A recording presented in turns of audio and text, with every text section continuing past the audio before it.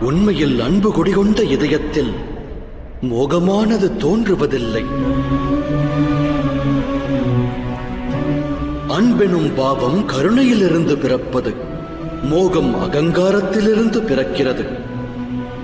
அன்புள்ளமானது எனது புதல்வனுக்கு இறைவன் கிருபையால் அனைத்தும் கிட்டும் என்று கூறும். ஆனால் மோகமானது என் புதல்வனுக்கு நான் அனைத்தையும் வழங்குவேன் என்று உரைக்கும். அன்பின் பாவமானது பொது நலத்திற்கு முக்கியத்துவம் வழங்குவது. ஆனால் மோகமானதோ சுயநலமே முக்கியம் என்றெண்ணுவது. அன்பானது முக்தியை நல்கும் குருதேவா, மோகமானது பேராசையை அளிக்கும். அன்பு தர்மமாகும் குருதேவா, அதோடு மோகம் அதர்மம்.